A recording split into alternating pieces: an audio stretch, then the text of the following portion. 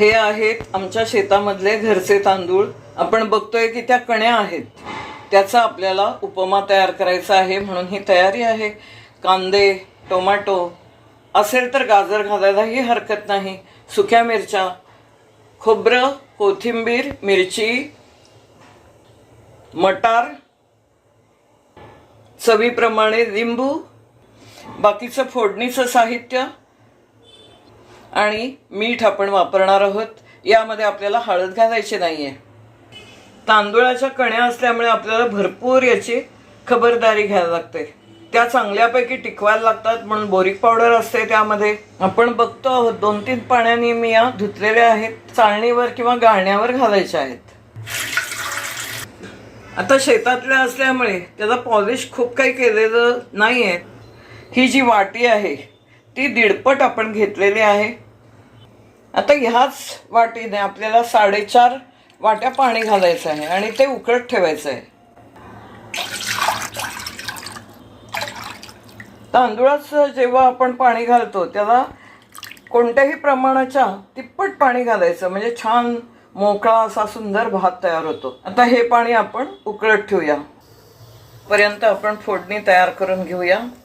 आवश्यक तेवढं तेल आपण घातलेलं आहे. मोहरी यात घालायची आहे, 1 सुकी मिरची, बाकी हिरव्या मिरच्या, मटार,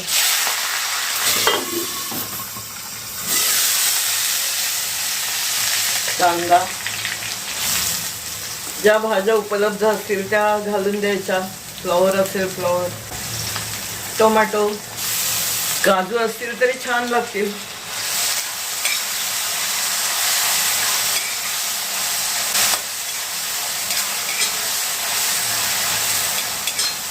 याच्या पुरेसं थोडंसं मीठ घालून द्यायचं आहे आपल्याला. पुन्हा आपण परतून घेऊया हे सगळं. पाणी उकळलेलं आहे, गॅस बंद करायचं, झाकण ठेवायचं. टोमॅटो, मटार ज्या आपण भाज्या घातलेल्या आहेत त्या कच्च्या राहू नये म्हणून आपण आधी परतून घेतल्या. तर आपल्याला यामध्ये कण्या घालून द्यायच्या आहेत, दूध पण परतायचे आणि चांगल्या गोल्डन होईपर्यंत हे खमंग असं झालं पाहिजे.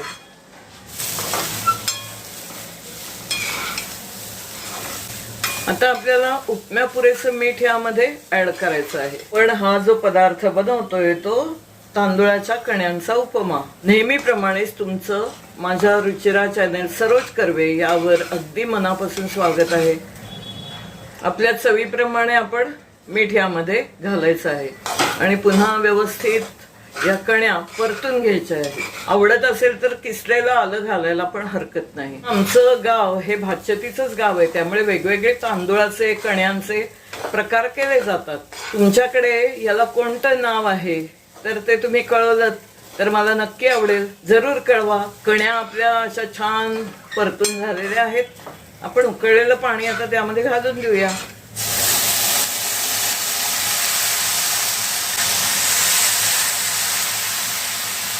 तांदूळ ज्याप्रमाणे फुगणारे असतील त्याप्रमाणे पाणी जास्त शोषलं जातं. आपण अंदाज घ्यायचा आहे. सगळ्याच्या सगळं पाणी यामध्ये घातलेलं आहे. तुम्हाला वाटत असेल की याच्यापेक्षा कमी घालायचं तर त्याप्रमाणे घाला. हे गॅसवर आपण शिजत लावणार आहोत. जसं आपण तांदूळाची खिचडी करतो त्याप्रमाणे हे शिजत आता ठेवूया. आपण बारीक थोडासा गॅस करूया म्हणजे करपणार नाही. या कण्या शिजेपर्यंत आता आपल्याला थांबायचं आहे. उपमा हा तयार झालाय की नाही हे आपण बघणार आहोत. आता पुरेसा वेळ आपण दिलेला आहे याच्याकरता आणि पाणी कमी वाटलं तर अजून घालायचं. अजून लागलं तर आपण अजूनही पाणी घालू शकतो. थोडंसं उकळलेलं पाणी आपण जास्तीचं ठेवायचं आहे आणि ते लागलं तर आपल्याला वापरता येण्यासारखं म्हणून.